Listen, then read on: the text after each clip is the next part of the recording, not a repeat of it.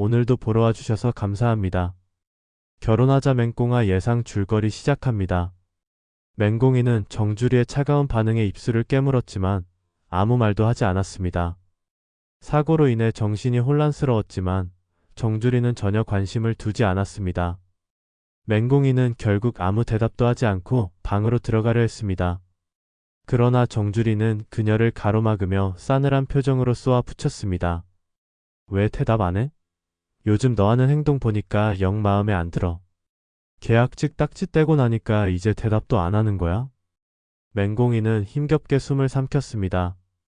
오늘 하루 동안 너무 많은 일이 벌어졌습니다. 서민기가 강진아와 연인처럼 보였던 모습, 구단수가 자신을 구하려다 머리를 다친 일, 오드리가 구단수의 어머니라는 사실까지. 머릿속이 터질 듯한데 정주리는 여전히 그녀를 몰아붙였습니다. 죄송해요, 이모. 제가 오늘 좀 안 좋은 일이 있어서. 그러나 정주리는 맹꽁이의 말을 듣지도 않고 비웃으며 손을 휘저었습니다. 안 좋은 일? 회사 다니는 사람이 매일 안 좋은 일이야. 그래도 돈 벌어야 하니까 참고 다니는 거고 나도 하루 종일 일하고 들어왔어. 근데 너는 이제 겨우 자리 잡았다고 이 집에서 공주처럼 살겠다는 거야? 집안일은 당연히 내 몫이지 안 그래? 맹꽁이는 억울했지만 반박할 힘이 없었습니다. 결국 그녀는 조용히 고개를 숙이고 부엌으로 향했습니다. 식기세척기에 쌓인 식기를 정리하며 눈물이 뚝뚝 떨어졌습니다. 그 시각 병원에서는 구단수가 힘겹게 침대에서 몸을 일으키고 있었습니다. 머리가 깨질 듯이 아팠지만 그는 단 한 가지 생각뿐이었습니다. 공이와 아기는 괜찮을까? 그는 서둘러 휴대폰을 찾아 맹꽁이에게 전화를 걸었습니다. 그러나 맹꽁이는 정주리의 눈치를 보느라 전화를 받지 못했습니다. 구단수는 불안한 마음으로 몇 번이고 다시 걸었지만 계속 연결되지 않았습니다. 이럴 거면 왜 내 앞에서 그렇게 울고불고 했던 거야? 그의 눈이 차갑게 가라앉았습니다. 그때 병실 문이 열리며 오드리가 들어왔습니다.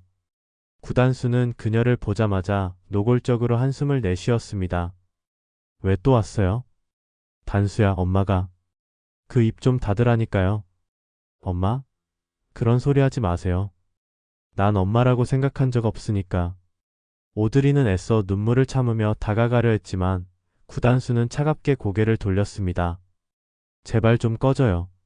나 같은 아들은 없는 셈 치고 살아요. 그 말에 오드리는 결국 참았던 눈물을 터뜨렸습니다. 미안해, 단수야. 하지만 난 널 사랑해. 사랑? 웃기지 마요. 사랑하는 사람한테서 도망치는 게 사랑이에요. 구단수는 이를 악물고 말을 내뱉었습니다. 당신 때문에 내 인생은 늘 엉망이었어요. 그러니까 이제 제발 사라져요. 오드리는 더 이상 아무 말도 하지 못한 채 병실을 나섰습니다. 구단수는 그녀가 문을 닫고 나가자마자 힘겹게 침대에 몸을 눕혔습니다. 공이는 괜찮을까? 그러나 그의 손에서 떨어진 휴대폰 화면에는 서민기와 강진아의 다정한 모습이 담긴 기사 하나가 떠 있었습니다. 서민기 강진아와의 관계 공식화? 맹꽁이와의 결별 수순? 구단수의 눈빛이 차갑게 얼어붙었습니다. 구단수는 화면 속 서민기와 강진아의 모습을 노려보았습니다. 기사에는 두 사람이 마치 연인처럼 다정하게 차를 타고 이동하는 사진이 여러 장 담겨 있었고 자극적인 제목들이 큼지막하게 적혀 있었습니다. 댓글에는 맹꽁이를 조롱하는 반응이 가득했습니다. 구단수는 이를 악물었습니다. 휴대폰을 힘껏 쥐었다가 던질 듯이 내려놓았습니다. 손에 땀이 배일 정도로 주먹을 꽉 쥐고 있던 그는 곧바로 침대에서 몸을 일으켰습니다. 아직도 머리가 어지러웠지만 참을 수 없었습니다. 저게 자식. 병원복을 걸친 채로 신발을 신은 구단수는 간호사가 말리기도 전에 병실 밖으로 걸어 나갔습니다. 한편 맹꽁이는 집에서 설거지를 마치고 방으로 들어와 침대에 털썩 주저앉았습니다. 정신적으로 너무 피곤했습니다. 몸도 무겁고 속이 울렁거리는 기분이 들었습니다. 그녀는 배를 살며시 쓰다듬으며 눈을 감았습니다. 우리 아가. 엄마가 잘 지켜줄게. 그때 문이 벌컥 열렸습니다. 정주리가 다시 방에 들어와 그녀를 내려다보았습니다. 너 오늘 얼굴이 왜 그래? 어디 아파? 공인은 억지 미소를 지으며 고개를 저었습니다. 괜찮아요. 그냥 피곤해서요. 정주리는 비꼬듯이 웃으며 팔짱을 꼈습니다. 그래? 근데 넌 피곤해도 되는데 난 피곤하면 안 되지? 이 집에선 나만 힘든 거지? 공인은 대꾸하지 않았습니다. 정주리는 한숨을 쉬며 문을 닫고 나갔습니다. 공인은 조용히 눈을 감고 있었지만 그 순간 휴대폰이 진동했습니다. 발신자 구단수. 공인은 놀라서 급히 전화를 받았습니다. 단수 씨? 어디입니까? 구단수의 목소리는 차갑게 얼어붙어 있었습니다. 공인은 순간 말문이 막혔습니다. 나 집이에요. 왜 그래요? 병원에 있어야 하는 거 아니에요? 지금 당장 나오세요. 공인은 불안한 기분이 들었습니다. 무슨 일인데요? 나오라고 했잖아요. 구단수는 더 이상 말을 하지 않고 전화를 끊었습니다.